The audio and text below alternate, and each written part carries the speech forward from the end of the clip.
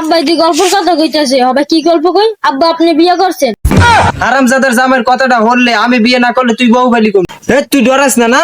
দাঁড়া কাঁচাটা মাইরে তোর পিঠে পাশে দুইটা দিলেই বিয়ে এটাই শুনবো। দাঁড়া আল্লাহ গো বাঁচাও, ভূত হইছে। আল্লাহ গো বাঁচাও, ভূত হইছে। ইস রে, শরীরের অবস্থাটা ভাল লাগতেছে না। এ নয়ন, কই গেলি রে? হরবাড়ি যাবি বলে? হ্যাঁ। যাবি তো, হরবাড়ি কথা কইলি হ। আর আমি যে অসুখে মরে রইতেছি, এটার কোনো খোঁজ খবর না। আচ্ছা যাবি, ভালো কথা। যাই তোর শ্বশুরের কবি, আমার শরীরের অবস্থা বেশি ভালো না, আমি মনে হয় বেশি দিন বাঁচতাম না। আচ্ছা কমু, কইলি কি আমার শ্বশুর আমার মারবো? আরে পাগলা, মারবো কি লগিয়া? পাগলা আমি কথাবার্তা কও কি লগিয়া? শ্বশুর বাড়ি গেলে কিছু মিছু লইয়ে যাস। আচ্ছা লইয়া যাম, কি তুমি তো কি? দূর যা, কিছু মিছু ভাঙ্গাই করা লাগবে। রাস্তা যাওয়ার সময় বেড়ে দেখবে নে কচু, ওই দিয়ে দুইটা কচু লইয়া যাইস। আর হন, এরকম বদলামি করিস না। যাই শ্বশুর বাড়ি বসে থাকিস না, যাই শ্বশুরের লাগে একটু গল্প টল্প করিস। আচ্ছা তাহলে আমি যাই। বল লগে কথা কই ফুল পাই না, শ্বশুরের লোক কথা। দেখ দেখ, হাফ প্যান্ট পিন্ধে শ্বশুর বাড়ি মেলা করছে। হাফ প্যান্ট পিন্দাই যাম, বড় প্যান্ট পিন্তার মনে। আব্বাই কিছু মিছু নিতে কয়, রাস্তায় এত কিছু মিছু হইয়া থাকে, আমার আরো ভালো হয়, ডেলি ডেলি ওর বাড়ি যাইতে পারি। বললাম জামাইটা আইতেছে, যাই পাঙ্গাস মাছ লইয়ে। এই জামাই তো আবার গরু গোস্তের উপযুক্ত না, খালি প্রতিদিনই খায়। এই জামাইরে গরু গোস্ত দিয়ে খাওয়াইলে নষ্ট হইল। আব্বা আমি কেমন আছি?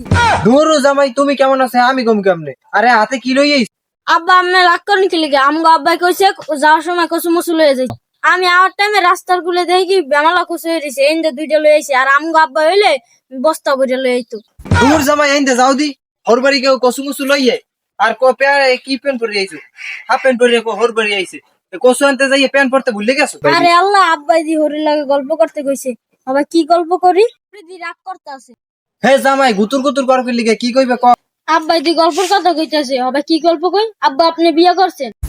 হারামজাদার জামাইয়ের কথাটা হললে আমি বিয়ে না করলে তুই বউ বালি করবি। আব্বা আপনি দি বেমালা গাদা। আপনার বউ আমি বিয়ে করছি না আমার বউ আমি বিয়ে করছি?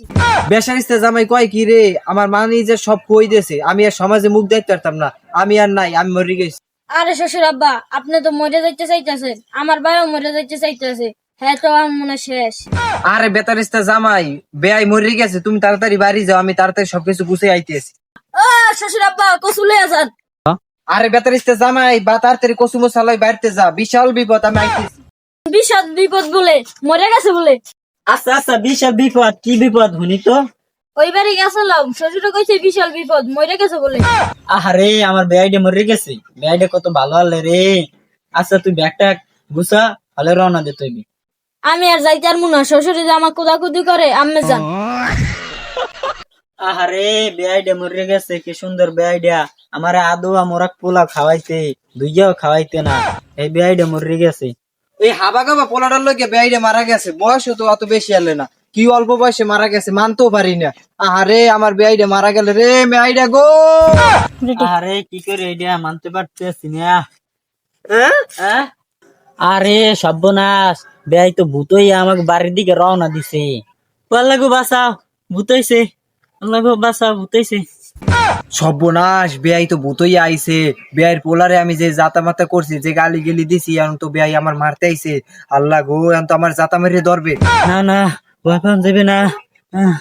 এ তুই এদিকে আগস নিয়া, তোর কিল মেরে চাপকে ধরতাম। হে আল্লাহ, জাতা মেরে ধরতে চাইতেছে। এই যে হুনুন, আমনেও কিন্তু আমার বেআই ছিলেন, মনে করুন, নালে কিন্তু আমি ঘুষি মারবো। হাসাই তো, পোলার অত্যাচারে আমার বেআই মারা গেছে। এই যে হুনুন, কিল মারতাম কিন্তু।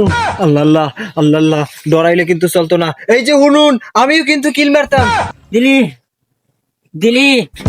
এই যে এগুলো নাও করি না, আমি কিন্তু মারি দিলাম। বেআই হইছেন দেখে কিন্তু মানবো না। এই যে দিলাম কিন্তু দিলাম, ওগুলো নাও করি না দিলাম।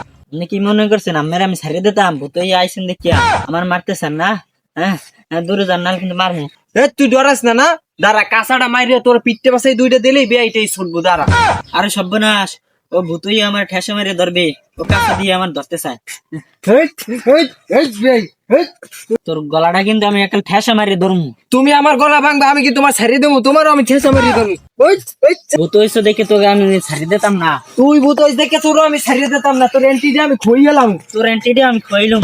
এই গলাটা ছাড়ো কইছি। ছাড়তাম না।